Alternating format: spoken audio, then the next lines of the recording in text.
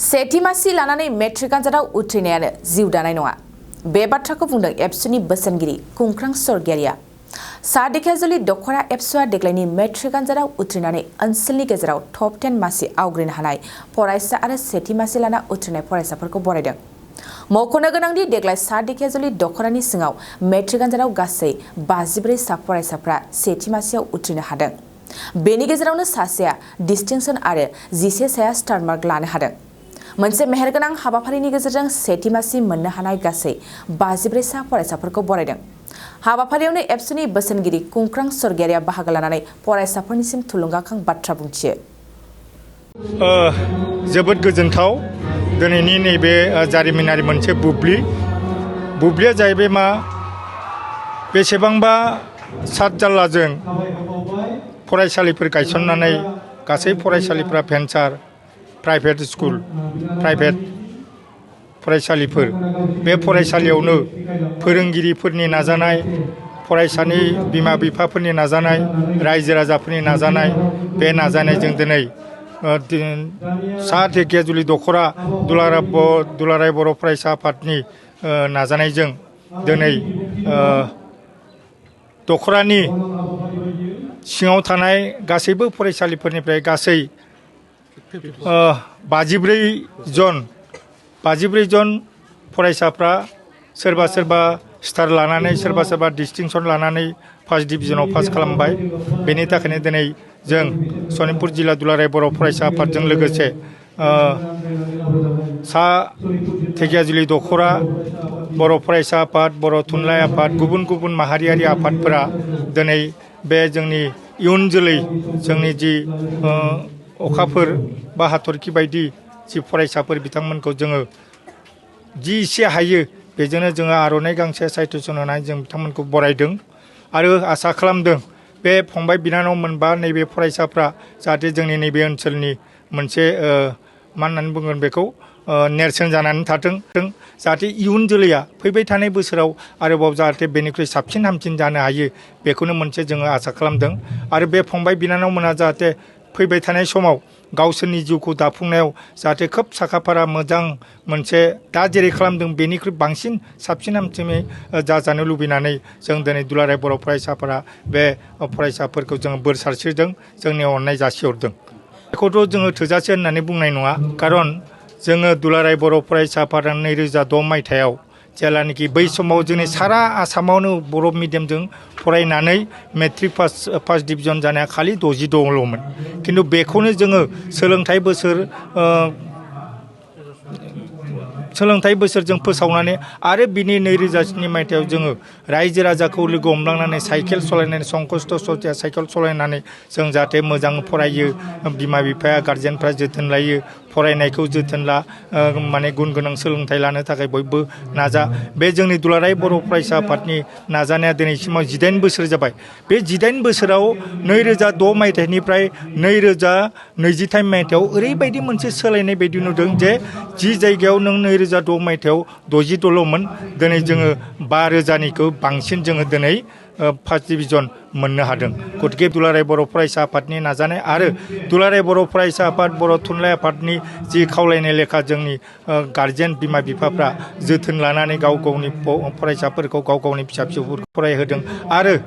बयनिख्रुइबो गोजोनथावसिन बा बाख्नायथावसिन आं सानगोन जाय बिथांमोना भेन्सार स्कुलाव बा प्राइभेट स्कुलाव फोरोंनानै सरकारि भाबै बिदि दरमा मोनालासेनो जा एसे एनै रायजो राजा बा फरायसालिया जा एसे एनै अनसुंथाइ होयो बेजोंनो जे जोंनि नैबे इयुन जोलैखौ खोब गोसो होसारनानै फोरोंनानै बे फरायसाफोरखौ दिनै नों माने नांगौ बायदि जेसेबां नांगौ बेबायदि खालामनो हास्लाबाखैबाबो दिनैनि थारिखाव जोङो माने 90% जोङो दावगानो हादों आरो इयुनाव जों बेखौ 100% हाजानो लुबैनानै आङो जोंनि नैबे फोरोंगुरुफोरखौ बिथांमोननि सेराव आङो खर' गंग्लायै आर'ज गाबगोन। बिथांमोननि नाजानाय आरो जोंनि बिमा बिफानि नाजानाय ओनसोलनि रायजो राजानि नाजानाय फरायसाफोरनि नाजानाया जाहाथे ओरैनो थाङा बेखौ जाहाथे आफा आनान गसाइ इसोरा जाहाथे बोर सारसे बेखौ आङो खावलायबाय। गोजोनथों। बेखौथ' मोनसे थासारि फैयो हयथ' बेनिखायनो जोङो दुलाराय बर' फरायसा आफादा गामि बा ओनसोल थांनानै जों दिनैबो बुंदों जे नोंनि नैबे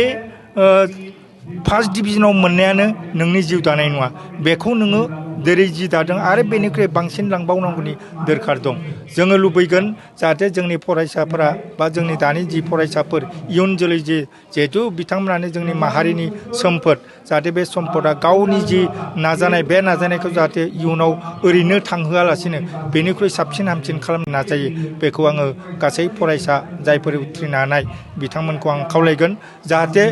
जोङो आगोलफोराव नुबोनाय बायदि मानो मेट्रिकआव नोङो बा जि थाखोनि जोबथा आनजादखौ मोजां खालामनानै हायार सेकेन्डारियाव गाज्रि जाहैयो जों बेखौ लुबैया जेसेनो हायो बेखौ जोङो मोजां जाजानो लुबैगोन आरो आं मोनसे खावलायदों मैया दाखालिसो जोंनि आसाम सरकारा नैबे हायार सेकेन्डारियाव आर्ट्स स्ट्रिमाव बर' बिजोंजोंनो फरायनो हासिगोन होननानै एबारनो 2023 मायथाइनिफ्रायनो फरायनो हासिगोन हयथ' बेबो फैबाय थानाय समाव जोंनि फरायसाफोरखौ हयथ' दावगानायाव लामा दिन्थिलांगोन बेसे मोननायमोनलाय फारसेना नोङो जोंमा आश्रमनिफ्राय 97 नाम्बार मोननानै नोङो बेखौ माबायदि फरायनायमोन आसलथे फरायनाया आंना सानसेयाव 12 घन्टा फरायदोंमोन ओमफ्राय जे सम फरायदोंमोन बेयाव मोजां गोसो होनानै फरायदोंमोन आङो ओमफ्राय फोरोंगिरिफ्राथ' मोजाङानो फोरोंदोंमोन मोजाङानो मोनदो फाइन आर्ट एकाडेमि बर्मानि स्ट्रिमा आरो इयुनावबो मोजाङैनो फरायलांदों नोंहा बर्तमान मा जानायनि मिजिं सुजुदों आङो इन्जिनियार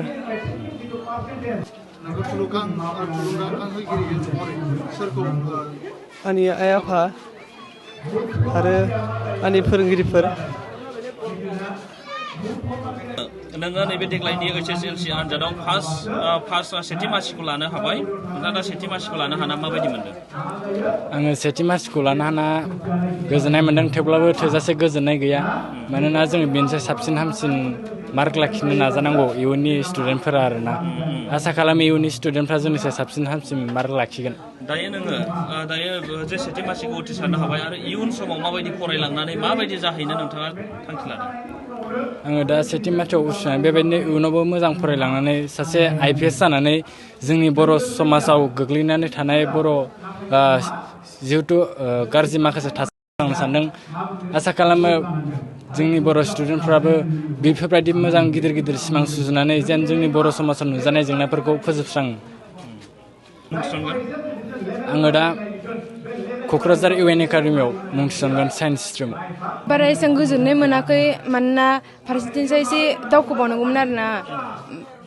मोननांगौसिम मोनाखै आंनि न'खरनियाथ' हाजासे हेफाजाब होदोंमोन आंखौ फरायनायाव आंखौ बिराद थाल लादोंमोन आरो फरायनायाव देहा सोरजिबाथ' आश्रम फरायसालिनिफ्राय फैदों दायो नोङो दा उथ्रिनानै इयुनाव माबायदि आं इयुनाव बिदिनो मोजां फरायलांनानै सानसे उथ्रिसार जानो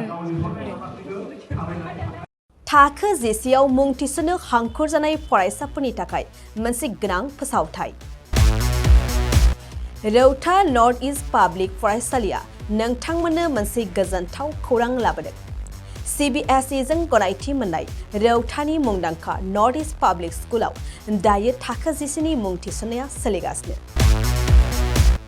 साइन्स आरो आर्ट्स मोन्नैबो स्ट्रिमनि थाखाय रौतानि नर्थ इस्ट पाब्लिक स्कुलाव मुं थिसननाया सोलिगासिनो बे फरायसालियाव थाखोनि फराफारि आयदा फोरोंथायजों लोगोसेयैनो JEE NEET CUET engineering medical entrance आनजादनि थाखाय उफ्रा फोरोंथायबो होनाय जायो बे फरायसालियाव बिजाब बाख्रि फरायसाफोरनि थाखाय हस्टेल आरो गेलेनाय मोसानाय बायदि बायदि केरिकुलार एक्टिभिटिसनि सुबिदा दं गोसो गुदुं फरायसाफोरा दिनैनो दानो नैबे मबाइल नम्बर 8638605769 नङाब्ला 9435184298 आव थोंजों सोलाद लानो हागोन